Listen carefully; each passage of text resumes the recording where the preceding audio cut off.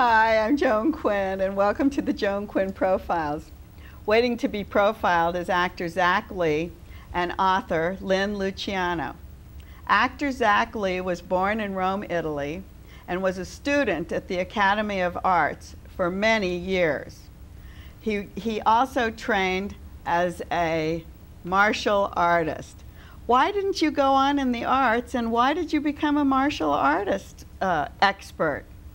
Well, actually, I never abandoned the art. Of course, I chose my profession to be more a martial artist.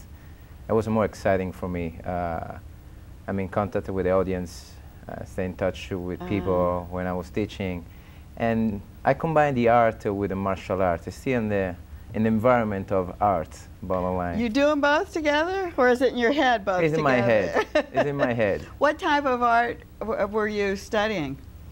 Well, in Academy of Art, basically, I learned so many things like sculpting, painting. Oh, you did? Even some of architecture. So, and it was pretty intense, but exciting at the same time. And then you started in Italy doing stunt work.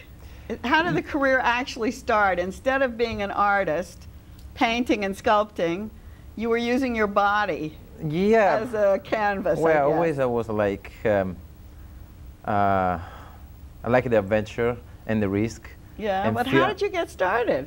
I started like actually with my little scooter and watching the movies. So I was doing some kind of trick with scooters in Italy on my own, basically. Is that right? Yeah, and then after that, watching the movies, I said, you know what, that's what I like to do, and I started to stay in touch with some contact in Italy, friends. They introduced me how to do it, how to start in the industry. And then I started to work, as in production, just to understand how it really works, to make a movie. Oh, so then you really thought you would go into movies rather than just being a graphic artist or an illustrator. Stuntman. Or a stuntman, exactly. I started to be a stuntman. That's what everybody actually suggests me and says, you know what, you like action, you like doing physical work, learn it from stunt people, and then you take it from there. It's very tough. Did you do stunt work? Yes, I did some stunt work in Italy, and then when I came to the United States, I just kept it going to work in movies over here, martial arts movie and action. Oh, you did start doing those movies? Yes. Do you have to take a different type of training? When you came to the United States, was it a different type of training? No, it's pretty much the same. Of course, you learn every day something brand new from different experts. If I were walking on the street and I came to, and I needed to take care of myself, could you teach those kind of things when you were working in martial arts? Oh, yeah. Could you instruct someone on what to do? That's the funny part. I spent 1 year to be a policeman. So, oh, you did? So and that's what I was teaching, self-defense. So you were. So what does a poor woman have to do? Or a poor man? Anybody? First of all, avoid the big trouble. That's where it starts with self-defense. That's what they say. I mean, never be in the wrong place and the wrong time. And how you know that? Where you gotta feel your guts, like your energy. But you can also be aware of it if you're teaching, if you're saying be aware of it. Listen more your body than just rationalize it with your mind. That's good. That's the first self-defense, to stay away from dangerous situation or get in trouble, basically. And then, of course, the self-defense is okay, if you cannot avoid that, then you have to train on that. But we prefer not to reach that point. Level. Exactly. Did you ever do that type of training?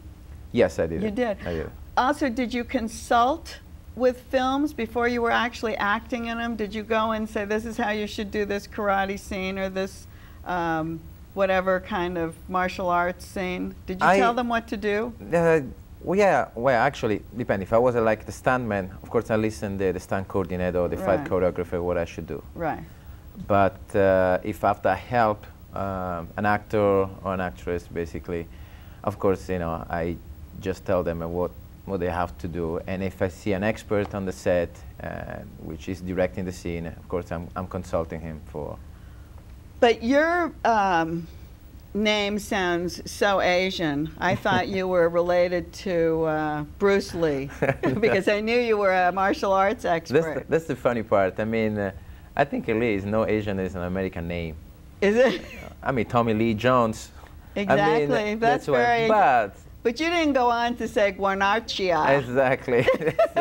So if you say your whole name, then we don't have any kind of... Actually, in the sport industry, because I'm still teaching kickboxing and... oh, do you? And I'm still teaching actually the famous cardio kickboxing, like my videos and everything. So I use just Zak Lee in the sports and the fitness division. It's easy to pronounce and to read it. Say your name. Your last name? Guarnaccia. Oh, Guarnaccia. I came kind of close. Oh, very close. Oh, pretty good, actually. That's why I didn't complain. Because a lot of people, they're having problem with that. But when you did make some videos. Yes, I did. Of teaching videos. Yeah. So you must be adept at teaching. Did you write the scripts to make the videos? Yes, I produce. Do you know how Yes, I produce and I choreograph everything.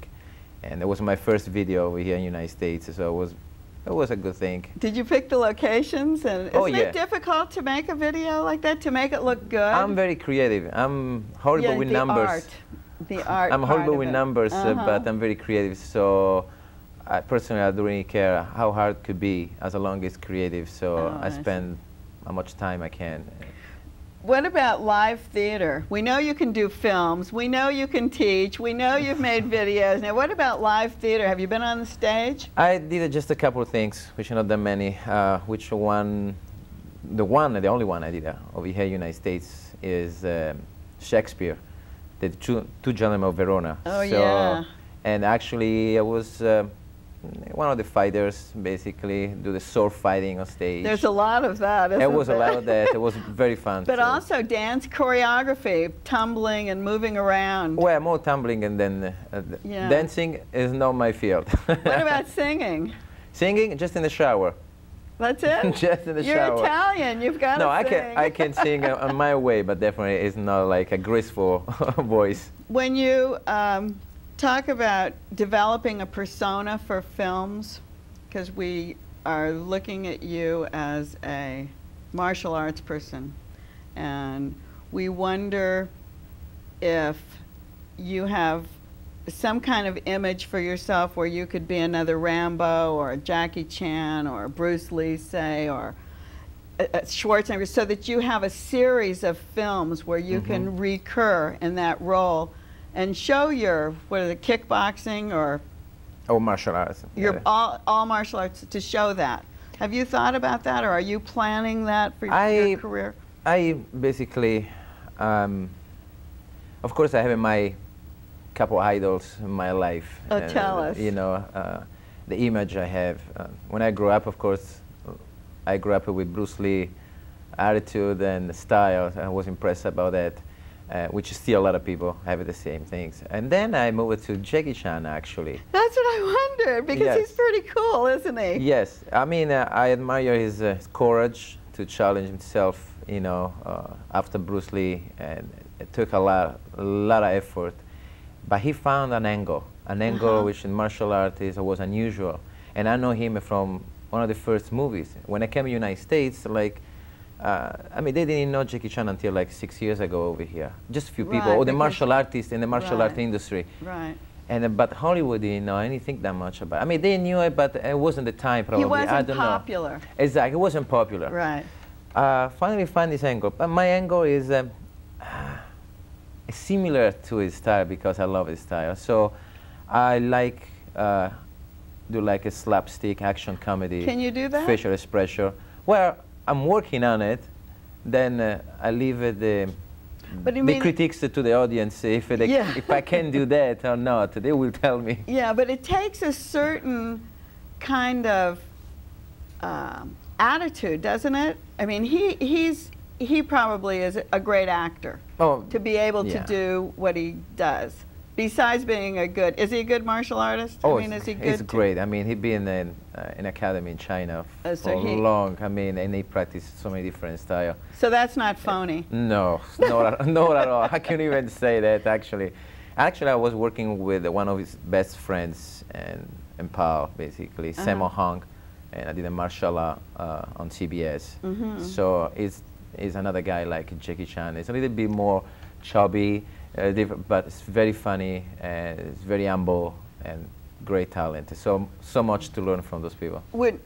When you have those images in mind, would you be writing it yourself, or would you bring someone in to write those situations? Oh, no. I bring someone else to write in my situation, and they're a good writer, and then they help me what's the best for me to show it, basically. And I never want to pitch myself like the action hero. Right. It's not my character. It's not? Which actually in most of the movie, even when I start as a stunt or a small part, basically, I play the bad guy. I see. Yeah, you don't want to play that, or you want to? No, that's okay. I mean, I can play the bad guy, but it's not my really will. But it seems like it came out very well. Play a bad guy. I know, the bad guy's good to play. I mean, it's a good role. Oh yeah, definitely. It's a character. But the other thing is, I guess if you have someone writing for you and they know how to write, they do your scripting for you, then you're the one who has to tell them, this is what will fit in here as far as action. I can tell what my wish list, basically, you know. So. But you have to do it once you're in that situation. You have to do it, so they have to know how to write you into that, right? That's right. And sometimes I bring just somebody that know my character very well, and they say that is good for Zak. Look, if you want to get the best of Zak, just use this type of element, put it together, and then he will perform the way you want it. So some suggestion here and there, but just as a suggestion, of course. Well, I think we got the best of Zak today. I guess. We did, the best. Thank you, Zak. Thank you very much. Thanks for being with us. And thanks for watching this part of our show. We'll be right back with Lynne Luciano. Cool. All right.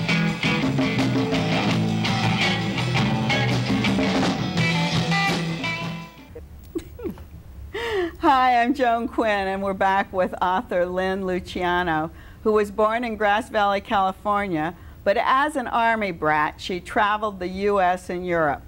By the time she was 21, the pull of our great state, California, brought her back.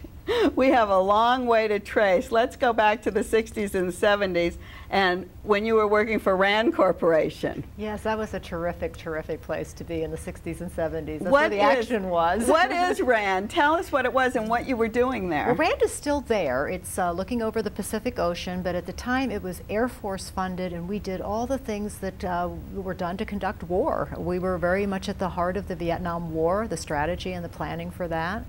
And we were marching in lockstep with history, really. Was it like think tank stuff? Yes, it was. It still is a think tank, but much more publicly oriented and not as secret as it used to be. But when you were there, you knew all the inside? Oh, sure. Yes, everything was very, very top secret. It was a wonderful, stimulating, exciting place to work. Well, the interesting thing I saw from Rand Corporation, then you went to get a master's degree in military history. Yes, military history. It got in the blood. It really must have. Oh, also from your background, I guess, from your father. My father was in the Army, but Rand to me just sort of indicated a lot of very smart people, a lot of mental energy, a lot of intellectual stimulation. I didn't think about that so much, that it was your family background as well. Is that why you actually then went to Rand? It's a combination. No, I actually went to Rand just because I came out to California when I turned 21. I bought myself a new Corvette and said, I think I'll go to California. And I needed a place to work, and here was a place right on the edge of the ocean that looked interesting and indeed turned out to be. Yeah. After you got your master's, then you got a PhD in American Social History and Gender Studies. Yes. Yes. Gender Studies, were we actually giving degrees in Gender Studies at how long ago was that? Yeah, we started doing that in the 1960s, the new kind right? of history, where we started to include people in history that had not been included before. Lots of people, like women, minorities of all kinds. Instead of just looking at the movers and shakers in the corporate world, look at the labor force, look at the people who actually do the work. That's the essence of social history. And gender studies is a part of that. Gender Studies today sounds so new age. And yet you're dating it back to the 60s. Well, it's been around for a good 30 years now. We have women's history departments in every university, but a newer part of that really is the idea of masculinity studies. Going around and looking at men kind of the same way we've always looked at women. Well, that's what's so bizarre is that you've written this book called Looking Good, Male Body Image in Modern America by Lynne Luciano. And it's like one of the things you talk about men the way we talk about women. Well, I thought we were kind of overdue to do that. I think so, but it's funny because we've never done that. No, we hadn't, and that's what intrigued me. And we go into any bookstore and you see so many books about women and their concerns about their looks and their body image and cosmetic surgery and dieting. Right. And it doesn't seem as if men have any concern with that, but that's not true. But at that point, was there something that told you, now we've got to do this about men? Was there a turning point that said, I walk into a bookstore and I see all of this material that you're talking about, but I don't see anything on men? Did other people start writing about men too? I think after I did, a lot of things started coming out. Actually, I had to find a topic for a doctoral dissertation. And the essence of writing a doctorate is to try to do something that hasn't been done or to take a new spin on something that already has been done. And I think the idea of body image concern is a fascinating one, because why are we all so subject to that? Why do we fall prey to that? No matter how beautiful we are, no matter how perfect we are, we can never be perfect enough. And that's reached out to embrace a whole different group of people. Did it coincide with gay liberation? With the coming out of being open, the gay population being more open about it helps. their persuasion? That helps a lot. Well, helps, I'm not sure that's the right Well, word. I don't It either. certainly plays in. Gay liberation, civil rights, all of those exciting things that were happening in the 1960s bring a lot of things to the forefront that were in the closet. I mean, not only was the fact of being gay forced to be concealed, but a lot of people just weren't very visible in our culture. There was sort of a standard set, particularly for men. They were supposed to look a certain way, and the way they were supposed to look was kind of corporate and middle class and overwhelmingly white, and there wasn't any room on TV or in advertising for men who were minorities or who looked different. Well, who you talk about in your book, because it's a part of the whole male look, right? Well, it's white men that have traditionally kind of ignored how they looked. They didn't have to care because they controlled the action. I see. They kind of ran things. They were the corporate people. They were the people that set the cultural agenda. So why do you worry about your looks when you control the economic means? Well, then we get the next kind of man, the macho man. Well, did he admit that he was taking care of himself, or did corporate men admit that they were actually not just working out, but were they watching their food? Did they think that if they got their face done or their eyes done, their job would last longer? Oh, yes. Well, that comes along in waves, and at first they kind of don't admit it. They start working out in the late 60s and 1970s, if you remember the health revolution, when all the health clubs started being built. But that's okay. That's pretty masculine. Okay. That's macho. That's healthy. You know, you're working out for health. But then they notice, if you work out enough, if you run enough, if you start lifting weights, you start looking pretty darn good too. And looking good, you don't want to admit that's the main reason. But the same people that go to the gym and do these purportedly healthy things are not necessarily leading healthy lifestyles. It's working out and then going out and eating Haagen-Dazs ice cream and drinking martinis. So there's something wrong there. Health has kind of fallen by the wayside. And this is not to say that people do not care about the healthy aspects of working out, but the good-looking aspects have really filled in a lot of the gaps too. Well, the good-looking goes one step further, according to your book, because there's a lot of surgical enhancement. You bet. And we don't talk about that in men. We don't think about that. I started doing research on that by going to the professional journals of the cosmetic surgery magazine at the medical schools. I started in the 1940s. There were no male patients. None. You would go through journal after journal after journal, and the average patient was about 60 years old, and of course it was a woman. Men didn't do that sort of thing. But it starts to change in the 70s and 80s, and men start to have to look young because they have to hold on to their jobs in a troubled job market. Is it true? That is one reason? That is a very major reason, and it adds some legitimacy for men. So what do we do? For men, what do they do? Yeah, at that point, say. The first thing they look at is their eyes. Eyes are very popular. If you're talking about facial surgery, men don't usually get face lifts to the extent that women do. But the eyes, that makes you look young and dynamic. It makes you look like you're in control. You have a lot of energy. You have a lot of virility. And then body-wise, it's the liposuction. Oh, they do? Oh, they do a lot of liposuction. Eyes and liposuction are the two big things for men. What about hair?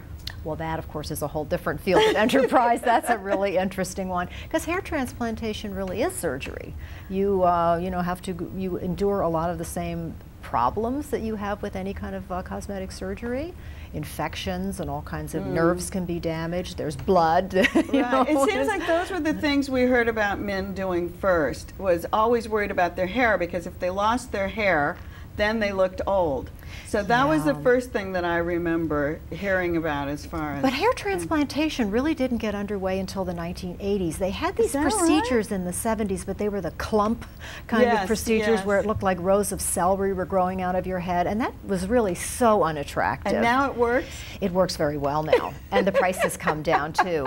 In the early stages, you could spend $30,000 to $40,000 for a head of hair, and that's a lot. It's now become more affordable, and it looks a lot better. When I'm sure the answer to this is yes, but do other men look at other men and say, oh, he's had his eyes done, or he's had his hair done, or hair usually men notice? And they can know, men do notice other men's hair. Men are very focused on hair, and they always have been. Because in my book, I go back really far in history. This book deals with modern America, but historically, men have always found hair loss to be very disturbing, because it's a sign of getting old. It's a byproduct of getting older. Right. They don't think so much of, as you were thinking, the eyes or the wrinkles. Wrinkles, in a way, that was like wisdom and maturity. Right. That's not cool anymore to be wise and mature. You can get away with that, right? But hair, that hurts. You know, that just changes your whole appearance.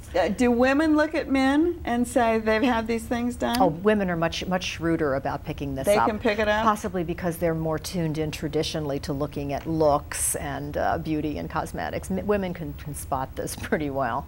The other thing I wondered is, do men go under the guise of just saying, well, this is just good grooming? They try, and this is how they're marketed. This is how the products are marketed. It's very clever. Manufacturers have had a hard time with this. How do you get men to do this? You don't want them to feel like they're being feminized. Right. So you market the products by telling them they make you look healthy, they give you a glow, they make you look like you're working out, they make you look like you've been in the sun, and that's all very cool. That's all right. But to actually change, artifice, to pretend that you're something you're not, men don't want to be caught doing that. Could you work this into a university course? Is this a university course? There are courses. At the university where I teach is a very, very small department. But in universities that have better and more wide-reaching departments, that masculinity studies is a very hot topic. Is it? And I've already received inquiries from various professors here and everywhere else in the United States, really, for when the book will be out in paperback, because we do like our students to not have to buy a hardback book So for the courses. This will, Looking Good, will come out in paperback? That will come out in paperback early next year. And then what happens is it becomes a textbook. It will become a textbook for upper division classes studying gender. And do you have to update it? I know there's some statistics in it, and I don't know how current they have to be. When it goes into a textbook situation, you would add, probably, since the book kind of moves chronologically from the 1950s through the 1990s, it would simply be probably a matter of adding a chapter. Oh, I see. So we're already seeing changes, though. It's very interesting. I was talking to a surgeon a few weeks ago who specializes in hair transplants, and he said that business is actually falling off, despite the improvements in technology, despite the lowering of cost. And I said, well, how is that happening? He said it's because of the shaved head look. That it's now become cool to have absolutely no hair, because now, for the first time in history, having absolutely no hair is associated with looking young, because it's the young men who are doing it, and the basketball players. How do you teach that? I mean, that's a whole different phenomenon from what actually is researched. Yes. Well, of course, what is and psychologically understood. Well, psychologically, you're really putting your finger on it, because a lot of what we're seeing here is market-driven, and marketing is all psychological. So really what cosmetic surgeons had to do in the 1980s is to start making men aware of the fact that they needed these things. Men didn't think they needed these things. So that's how that started then? That's part of it, because in 1980 is when doctors of all kinds got permission from the FDA to advertise. Doctors were not allowed to advertise before that, if you can think back to that period of time.